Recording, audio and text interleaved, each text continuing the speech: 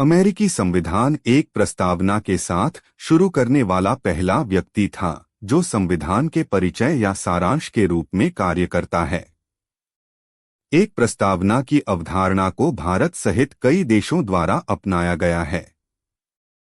शब्द प्रस्तावना का अर्थ है उद्घाटन कथन जो संविधान के मुख्य लक्ष्यों और सिद्धांतों को रेखांकित करता है। प्रस्तावना क्या है? प्रस्तावना संविधान के लिए एक मार्गदर्शक ढांचे के रूप में कार्य करती है। प्रसिद्ध कानूनी विशेषज्ञ N.A.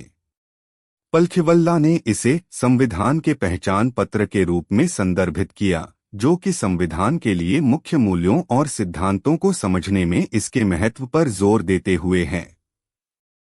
भारतीय प्रस्तावना।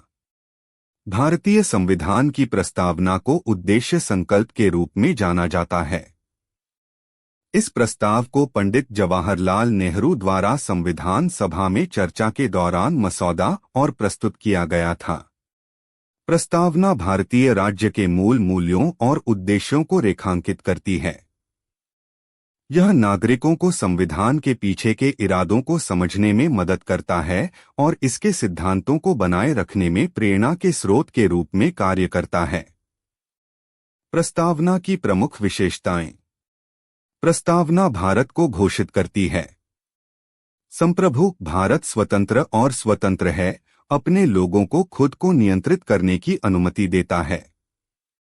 समाजवादी, यह शब्द यह दर्शाता है कि भारत का उद्देश्य सामाजिक और आर्थिक न्याय सुनिश्चित करना है और अपने नागरिकों के बीच धन और अवसरों में असमानताओं को कम करना है।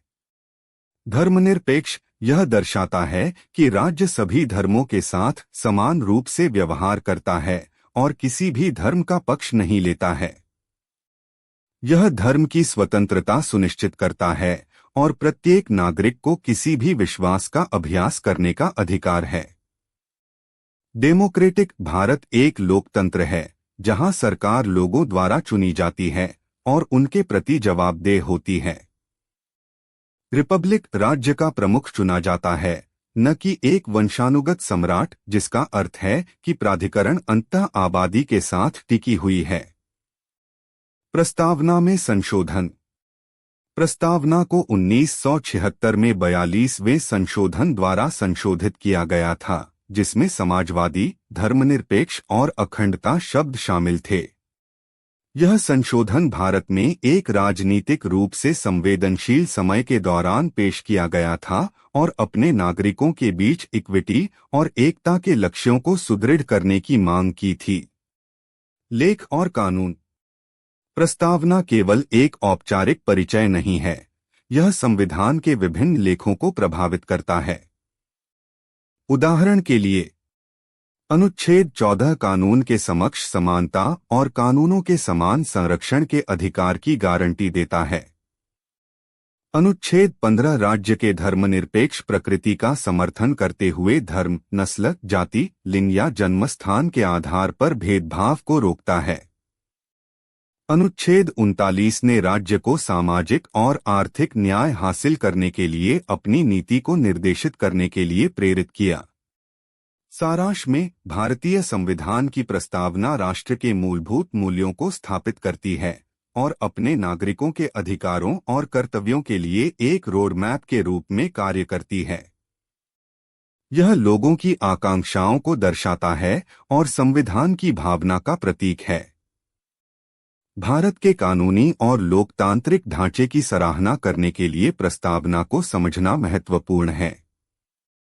भारतीय संविधान की प्रस्तावना को समझना। प्रस्तावना भारतीय संविधान का एक महत्वपूर्ण हिस्सा है।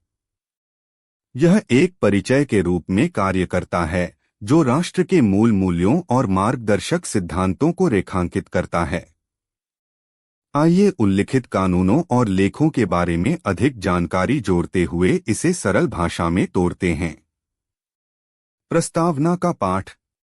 वर्तमान में प्रस्तावना कहता है, हम भारत के लोग भारत को एक संप्रभु समाजवादी धर्मनिरपेक्ष लोकतांत्रिक गणराज्य में गठित करने और अपने सभी नागरिकों को सुरक्षित करने का संकल्प लेते हैं। न्याय, सामाजिक, आर्थिक और राजनीतिक विचार, अभिव्यक्ति, विश्वास और पूजा की स्वतंत्रता, स्थिति और अवसर की समानता और उन सभी के बीच बढ़ावा देने के लिए बिरादरी, व्यक्ति की गरिमा और राष्ट्र की एकता और अखंडता की गरिमा का आश्वासन। नवंबर 1949 के इस 26वें दिन हमारे घटक विधानसभा में इस संविधान को अपनाते हैं, अधिनियमित करते हैं और खुद को देते हैं।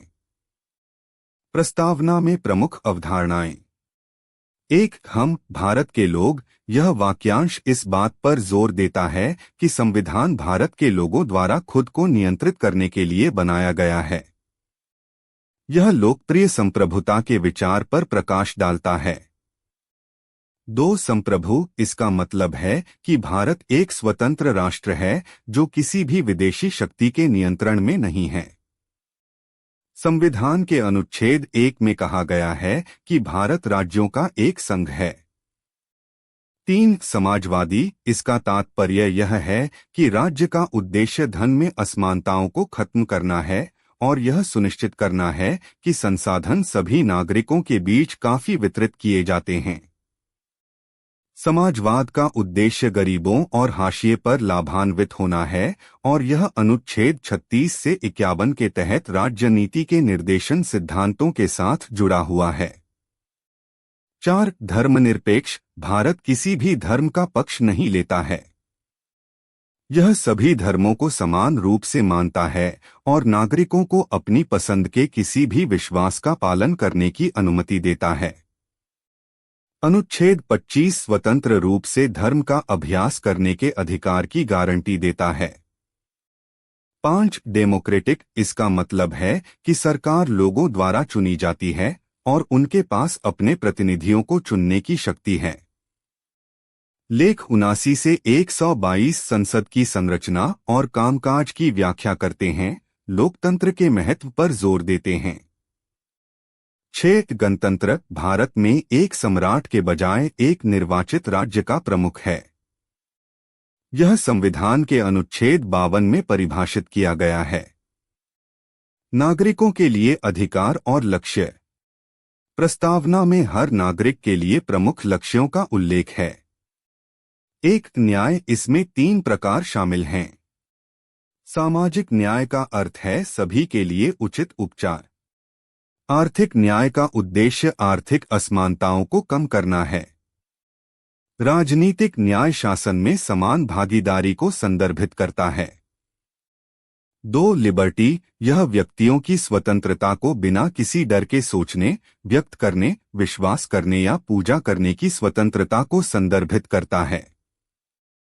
इन स्वतंत्रताओं की रक्षा करते हुए अनुच्छेद 12 से 35 के तहत मौलिक अधिकार सुनिश्चित किए जाते हैं।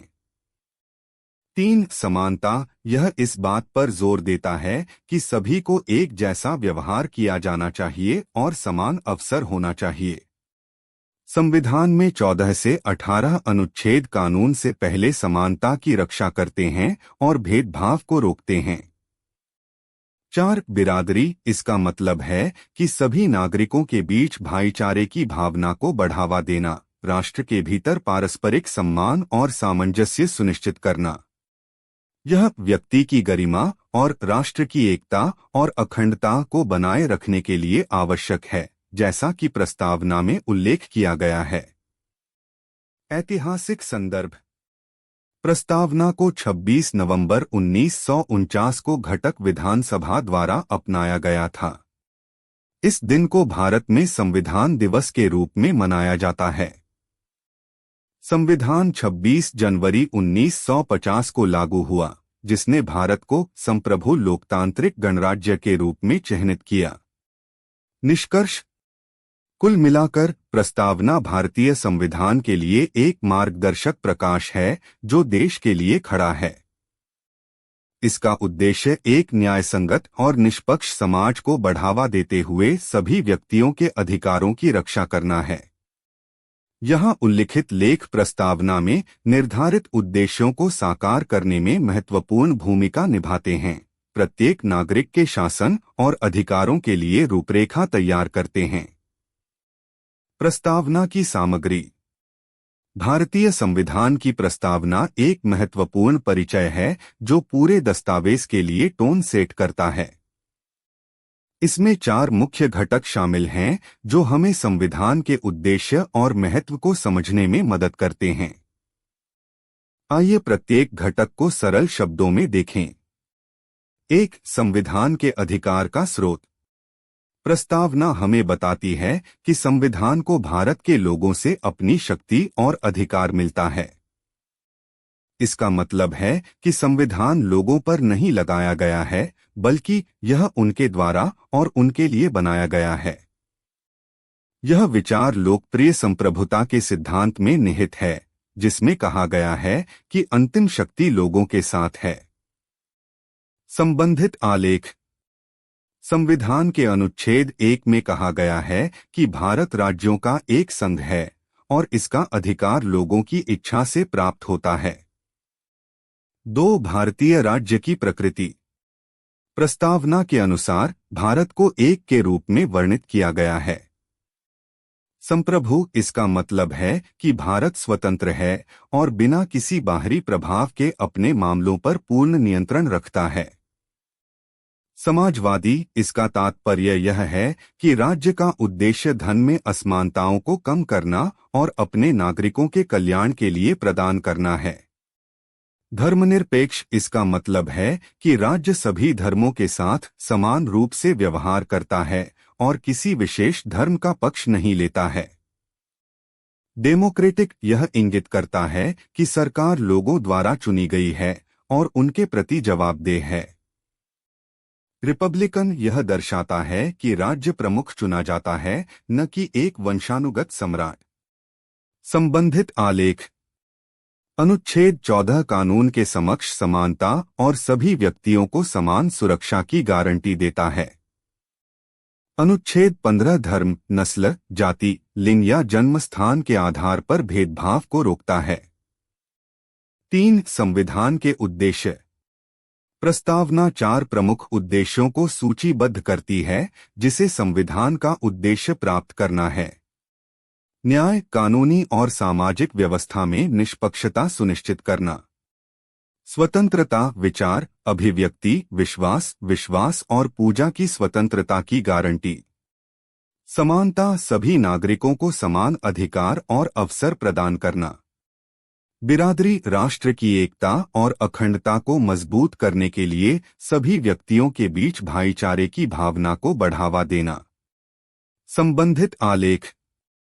अनुच्छेद 21 जीवन और व्यक्तिगत स्वतंत्रता के अधिकार की गारंटी देता है, जो न्याय और स्वतंत्रता प्राप्त करने के लिए आवश्यक है। अनुच्छेद 46 अनुसूचित जातियों, अनुसूचित जनजातियों और समाज के अन्य कमजोर वर्गों के शैक्षिक और आर्थिक हितों को बढ़ावा देता है। 4. संविधान को अपनाने की तारीख। प्रस्तावना महत्वपूर्ण रूप से बताती है कि संविधान को 26 नवंबर 1949 को अपनाया गया था। यह तारीख भारतीय इतिहास में महत्वपूर्ण है क्योंकि यह उस दिन को चिह्नित करता है जब संविधान को औपचारिक रूप से स्वीकार किया गया था, राष्ट्र के शासन की नींव स्थापित करता है। संविधान 26 जनवरी 1950 को लागू हुआ, जिसे अब भारत में गणतंत्र दिवस के रूप में मनाया जाता है। अतिरिक्त जानकारी। प्रस्तावना संविधान के भीतर कानूनों और प्रावधानों की व्याख्या करने के लिए एक मार्गदर्शक प्रकाश के रूप में कार्य करती है। यह उन आकांक्षाओं और मूल्यों को दर्शाता है जो भारत के लोग प्रिय रखते हैं और अक्सर न्यायिक निर्णयों में संदर्भित होते हैं, ताकि यह सुनिश्चित किया जा सके कि कानून न्याय, स्वतंत्रता, समानता और बिरादरी के मूल सिद्धांतों के साथ संरेखित करते हैं। प्रस्तावना को समझने से नागरिकों को भारतीय संविधान के मुख्य मूल्यों और शासन और समाज के लिए स्थापित लोकतांत्रिक ढांचे की सराहना करने में मदद मिलती है। भारतीय संविधान की प्रस्तावना में प्रमुख शब्दों को समझना।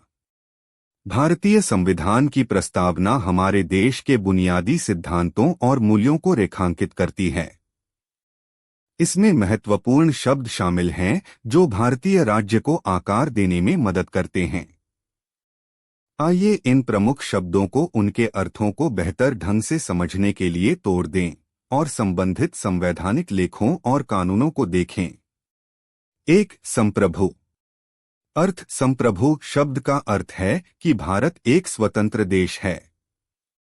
यह किसी अन्य राष्ट्र द्वारा नियंत्रित नहीं है। भारत में बाहर से अनुमति की आवश्यकता के बिना अपने कानून और निर्णय लेने की शक्ति है।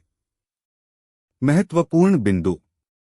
भारत राष्ट्रमंडल और संयुक्त राष्ट्र जैसे अंतर्राष्ट्रीय संगठनों का सदस्य है, लेकिन यह इसकी स्वतंत्रता को सीमित नहीं करता है।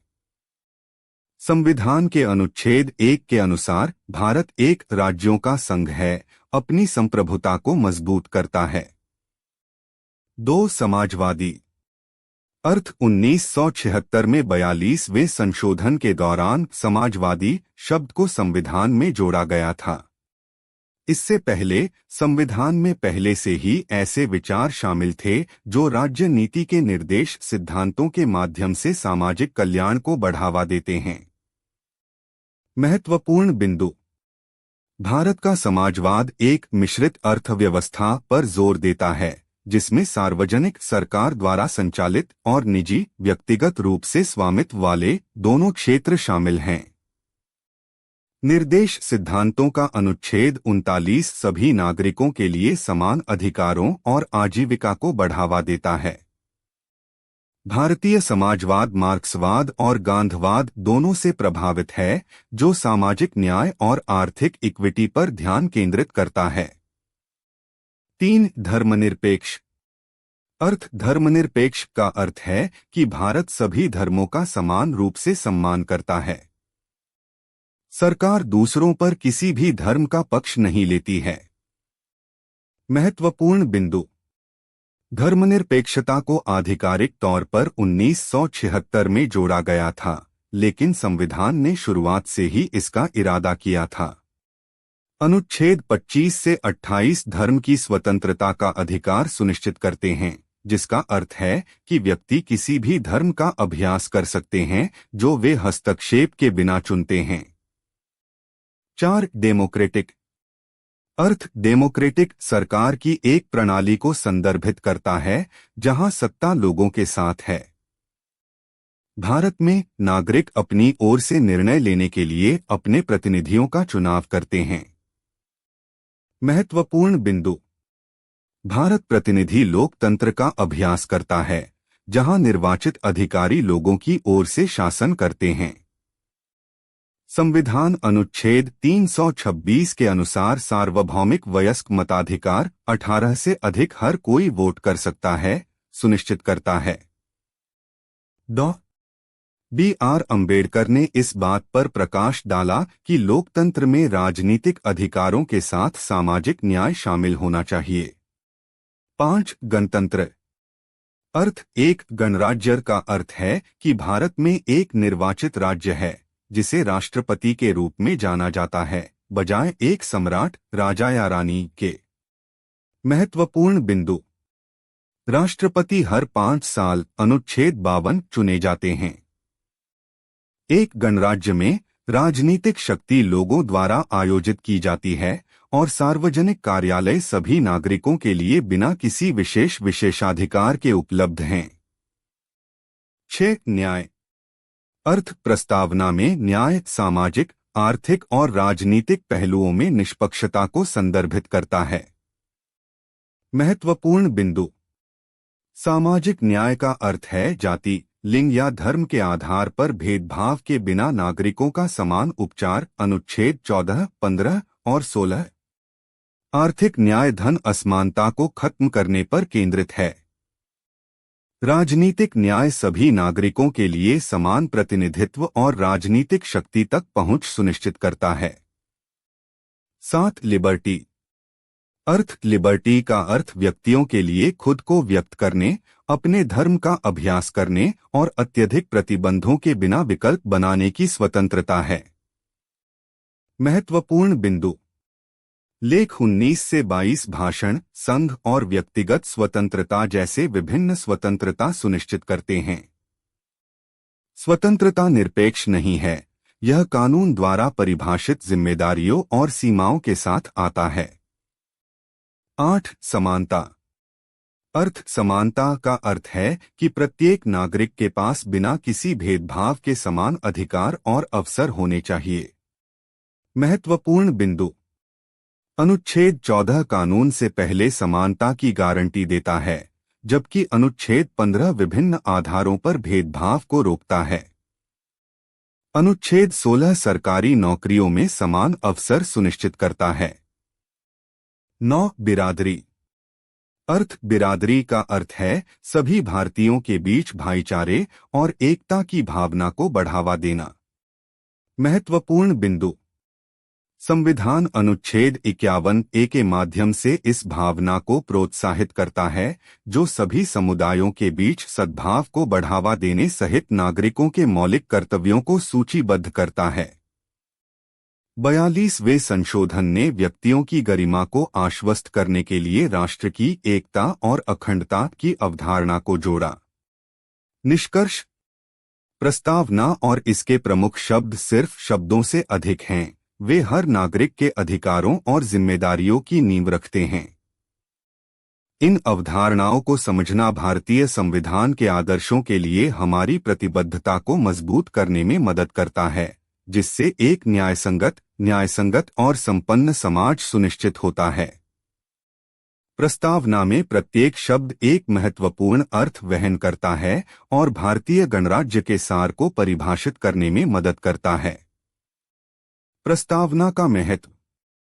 भारतीय संविधान की प्रस्तावना एक बहुत ही महत्वपूर्ण हिस्सा है जो हमारे देश के मुख्य विचारों और मूल्यों को रेखांकित करता है। यह मुख्य सिद्धांतों को दिखाता है, राजनीतिक, नैतिक और आध्यात्मिक, जो पूरे संविधान का निर्माण किया गया है। प्रस्तावना उन लोगों के सपनों और आशाओं को पकड़ती है जिन्होंने संविधान का निर्माण किया, जिसे संविधान सभा के रूप में जाना जाता है। प्रस्तावना क्या प्रतिनिधित्व करती है? सर अल्लादी कृष्णस्वामी अय्यर के अनुसार, जो संविधान विधानसभा के सदस्य थे, प्रस्तावना यह दर्शाती है कि हम एक राष्ट्र के रूप में क्या चाहते हैं और उसके बारे में सपना देखते हैं। K.M. ड्राफ्टिंग कमेटी के एक अन्य प्रमुख सदस्य मुंशी ने प्रस्तावना को हमारे संप्रभु लोकतांत्रिक गणराज्य की कुंडली के रूप में वर्णित किया, यह सुझाव देते हुए कि यह हमारे लोकतंत्र के सार को परिभाषित करता है। पंडित ठाकुर दास भार्गव घटक विधानसभा से भी इसे संविधान का सबसे कीमती हिस्सा कहकर इसके महत्व पर प्रकाश डाला। उन्होंने इसे आत्मा और संविधान में एक गहना सेट के रूप में संदर्भित किया। यह इंगित करता है कि प्रस्तावना केवल एक कथन नहीं है, बल्कि संविधान के प्रावधानों की व्याख्या करने के लिए एक मार्गदर्शक प्रकाश के रूप में कार्य करता है।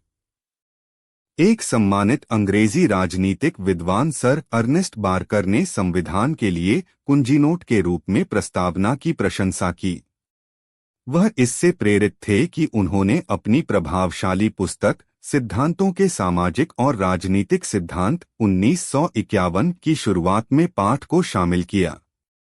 इसके अलावा भारत के एक पूर्व मुख्य न्यायाधीश एम. हिदायतुल्लाह ने बताया कि प्रस्तावना संयुक्त राज्य अमेरिका की स्वतंत्रता की घोषणा से मिलती जुलती है, लेकिन यह और भी अधिक महत्व रखता है। उन्होंने प्रस्तावना को हमारे संविधान की आत्मा के रूप में लेबल किया, जो हमारी राजनीतिक संरचना के ढांचे को बताता है और लोगों की आकांक्षाओं को दर्शाता है। प्रस्तावना से संबंधित प्रमुख बिंदु और लेख। प्रस्तावना विभिन्न महत्वपूर्ण कार्य करती है। एक आकांक्षात्मक लक्ष्य, यह राष्ट्र के लक्ष्यों को व्यक्त करता है, जैसे कि न्याय, स्वतंत्रता, समानता और बिरादरी। ये लक्ष्य देश में कानूनों और नीतियों की व्याख्या का मार्गदर्शन करते हैं। 2. दार्शनिक फाउंडेशन। प्रस्तावना में निहित मूल्य संविधान के लिए एक दार्शनिक आधार प्रदान करते हैं, जो विभिन्न कानूनी मामलों में इसके आवेदन को प्रभावित करते हैं। 3 न्यायिक समीक्षा के लिए संदर्भ बिंदु। प्रस्तावना का उपयोग अक्सर अदालतों द्वारा संविधान के इरादे को समझने के लिए एक संदर्भ बिंदु के रूप में किया जाता है। इसलिए यह न्यायिक जवाबदेही में एक भूमिका निभाता है। प्रस्तावना में उल्लिखित प्रमुख मूल्य संविधान के विभिन्न लेखों में और विस्तृत हैं। न्याय अनुच्छेद 14 उदास स्माइली कानून से पहले समानता सुनिश्चित करना। लिबर्टी लेख 19 से 22 उदास स्माइली भाषण और अभिव्यक्ति जैसे व्यक्तिगत स्वतंत्रता की रक्षा करना। समानता अनुच्छेद 15 उदास स्माइली धर्म, नस्ल, जाति, लिंग या जन्म स्थान के आधार पर किसी भी नागरिक के खिलाफ भेदभाव को रोकना। बिरादरी अनुच्छेद 51 ए भारत के सभी लोगों के बीच भाईचारे की भावना को बढ़ावा देना। निष्कर्ष। संक्षेप में, प्रस्तावना भारतीय संविधान का एक महत्वपूर्ण तत्व है जो अपने मौलिक दर्शन और मूल्यों को व्यक्त करता है। यह केवल एक परिचय नहीं है, बल्कि राष्ट्र के शासन के लिए एक मार्गदर्शक सिद्धांत है। इसके शब्द भारतीय लोगों की आकांक्षाओं को प्रतिध्वनित करते हैं और भारतीय लोकतंत्र को आकार देने वाले मुख्य आदर्शों की याद दिलाते हैं।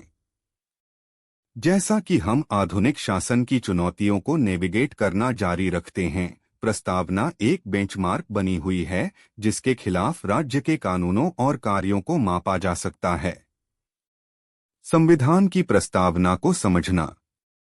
प्रस्तावना भारत के संविधान का एक महत्वपूर्ण परिचय है। यह एक सारांश की तरह है जो दस्तावेज के पीछे मुख्य लक्ष्यों और मूल्यों को रेखांकित करता है। इस बारे में कुछ बहस हुई है कि क्या प्रस्तावना आधिकारिक तौर पर संविधान का हिस्सा है। प्रस्तावना पर सुप्रीम कोर्ट के फैसले। Berubari union case 1960। Berubari union मामले में सुप्रीम कोर्ट ने कहा कि प्रस्तावना हमें संविधान के विभिन्न हिस्सों के पीछे के कारणों को समझने में मदद करती है। यह समझने के लिए एक मार्गदर्शक के रूप में कार्य करता है कि संविधान के रचनाकारों का इरादा क्या है।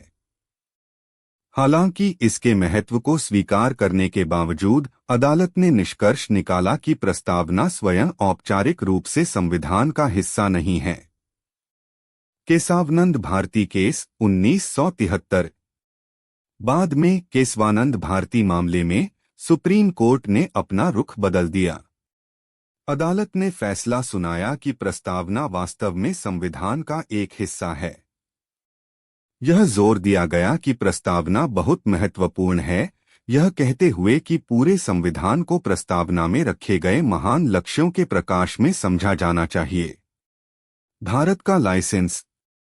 एक अन्य मामले में, जिसे LIC ऑफ इंडिया केस के रूप में जाना जाता है, सुप्रीम कोर्ट ने एक बार फिर पुष्टि की कि प्रस्तावना संविधान का एक महत्वपूर्ण हिस्सा है। इसने कहा कि हर दूसरे हिस्से की तरह ही प्रस्तावना भी संविधान विधानसभा द्वारा बनाई गई थी, हालांकि संविधान के मुख्य निकाय के पूरा होने के बाद इसे जोड़ा गया था। यह सुनिश्चित करने के लिए किया गया था कि प्रस्तावना ने संविधान का मिलान किया जैसा कि विधानसभा द्वारा अंतिम रूप दिया गया है। प्रस्तावना की भूमिका। जब संविधान सभा में प्रस्तावना को एक वोट के लिए रखा गया था, तो राष्ट्रपति ने कहा, सवाल यह है कि प्रस्तावना संविधान का हिस्सा है, और प्रस्ताव को स्वीकार किया गया था। यह इस बात की पुष्टि करता है कि संविधान के संस्थापकों ने प्रस्तावना के लिए संविधान का हिस्सा बनने का इरादा किया है, जो सुप्रीम कोर्ट के वर्तमान दृष्टिकोण के साथ संरेखित है। प्रस्तावना के बारे में 2 प्रमुख बिंदुओं को उजागर करना महत्वपूर्ण है। 1. शक्ति का कोई स्रोत नहीं। प्रस्तावना विधायिका को कोई अतिरिक्त शक्ति नहीं देती है। यह सीमित नहीं है कि विधानमंडल या तो क्या कर सकता है। इसके बजाय यह एक मार्गदर्शक सिद्धांत के रूप में कार्य करता है। 2. अदालत में लागू नहीं। प्रस्तावना में ऐसे नियम या कानून नहीं हैं जिन्हें अदालत में ले जाया जा सकता है। इसका मतलब यह है कि यह गैर न्यायसंगत है। जिसका अर्थ है कि आप इसकी सामग्री के आधार पर कानूनी उपाय नहीं कर सकते। प्रस्तावना से संबंधित संवैधानिक लेख। प्रस्तावना संविधान के कई आवश्यक लेखों से जुड़ी है, विशेष रूप से अनुच्छेद 1 भारत को राज्यों के संघ के रूप में घोषित करता है और राष्ट्र की प्रकृति को रेखांकित करता है। अनुच्छेद 14 कानून के समक्ष समानता सुनिश्चित करता है और भेदभाव को रोकता है। अनुच्छेद 19 सभी नागरिकों को कुछ अधिकारों की गारंटी देता है, जैसे कि भाषण और विधानसभा की स्वतंत्रता। अनुच्छेद 21 जीवन और व्यक्तिगत स्वतंत्रता के अधिकार की रक्षा करता है। ये लेख प्रस्तावना, जैसे न्याय, स्वतंत्रता और समानता जैसे मूल्यों और उद्देश्यों को मूर्त रूप देते हैं। निष्कर्ष। सारांश में, जबकि शुरू में बहस हुई, प्रस्तावना को भारत के संविधान के एक अनिवार्य हिस्से के रूप में मान्यता प्राप्त है। यह संविधान के लिए एक मार्गदर्शक भावना के रूप में कार्य करता है और संविधान के फ्रेमर्स की आकांक्षाओं में अंतर्दृष्टि प्रदान करता है। प्रस्तावना को समझने से हमें अंतर्निहित मूल्यों और लक्ष्यों की सराहना करने में मदद मिलती है, जो संविधान का उद्देश्य भारत के शासन और समाज में बनाए रखना है। प्रस्तावना की संशोधन। इस सवाल का सवाल है कि क्या प्रस्तावना को बदला जा सकता है। पहली बार 1973 में केरल राज्य के केरल राज्य नामक एक प्रसिद्ध मामले में आया था। यह मुद्दा यह था कि क्या प्रस्तावना को संविधान का हिस्सा माना जाता है और क्या इसे लेख के तहत संशोधित किया जा सकता है। 368 जो संविधान में संशोधन करने की शक्ति के बारे में बात करता है। प्रमुख बिंदु। प्रस्तावना क्या है? प्रस्तावना भारत के संविधान का एक परिचय है। यह न्याय, स्वतंत्रता, समानता और बिरादरी जैसे मुख्य मूल्यों और सिद्धांतों को रेखांकित करता है। ये मूल्य संविधान और देश के शासन की नींव के रूप में काम करते हैं। संशोधन के खिलाफ तर्क। कुछ लोगों ने तर्क दिया कि प्रस्तावना संविधान का हिस्सा नहीं है, जिसका अर्थ है कि इसे संशोधित प्रक्रिया के माध्यम से परिवर्तन के अधीन नहीं होना चाहिए। उनका मानना था कि प्रस्तावना को संशोधित करने से संविधान की बुनियादी या मौलिक विशेषताओं को नुकसान हो सकता है, जिसमें प्रस्तावना में परिभाषित सिद्धांत शामिल हैं। सुप्रीम कोर्ट का फैसला। सुप्रीम कोर्ट ने फैसला सुनाया कि प्रस्तावना वास्तव में संविधान का हिस्सा है। इसने 1960 में बेरूबरी यूनियन बनाम भारत के संघ के एक मामले से अपनी पहले की राय को पलट दिया, जहां अदालत ने कहा कि प्रस्तावना एक आवश्यक हिस्सा नहीं था। सुप्रीम कोर्ट ने स्पष्ट किया कि जबकि प्रस्तावना में संशोधन किया जा सकता है, किसी भी परिवर्तन को संविधान की बुनियादी विशेषताओं को प्रभावित नहीं करना चाहिए। बुनियादी विशेषताएं सिद्धांत। सत्तारूढ़ के अनुसार संविधान की बुनियादी विशेषताएं महत्वपूर्ण तत्वों को संदर्भित करती हैं, जिन्हें संविधान की बहुत संरचना को खतरे में डाले बिना बदला नहीं जा सकता है। अदालत ने जोर देकर कहा कि यदि प्रस्तावना में उल्लिखित मुख्य सिद्धांतों को बदल दिया जाता है या हटा दिया जाता है, तो यह संविधान की पहचान में एक मौलिक परिवर्तन का कारण बन सकता है। ऐतिहासिक संशोधन। संविधान की प्रस्तावना को केवल एक बार 1976 में 42वें संशोधन अधिनियम के माध्यम से संशोधित किया गया था। इस संशोधन ने 3 महत्वपूर्ण शब्द जोड़े: समाजवादी, धर्मनिरपेक्ष और अखंडता। सुप्रीम कोर्ट ने इस संशोधन को मान्य पाया, जिसका अर्थ है कि यह स्वीकार करता है और स्वीकार करता है कि प्रस्तावना नए मूल्यों को शामिल कर सकती है, जब तक कि बुनियादी विशेषताएं बरकरार रहती हैं। संवैधानिक लेख शामिल हैं। अनुच्छेद 368 यह लेख संविधान में संशोधन करने की प्रक्रिया को कम करता है। यह निर्दिष्ट करता है कि संसद बहुसंख्यक वोट द्वारा संविधान में संशोधन कर सकती है और इसमें प्रस्तावना को बदलना शामिल है, जब तक कि यह इसकी आवश्यक विशेषताओं को प्रभावित नहीं करता है। प्रस्तावना और इसकी संशोधन के महत्व को समझना महत्वपूर्ण है, क्योंकि यह उन मूल्यों और सिद्धांतों को दर्शाता है जो भारतीय लोकतंत्र का मार्गदर्शन करते हैं। सुप्रीम कोर्ट के फैसले से कुछ लचीलेपन को बदलते समय के अनुकूल होने की अनुमति देते हुए संविधान की मौलिक विशेषताओं की सुरक्षा के महत्व पर प्रकाश डाला गया है।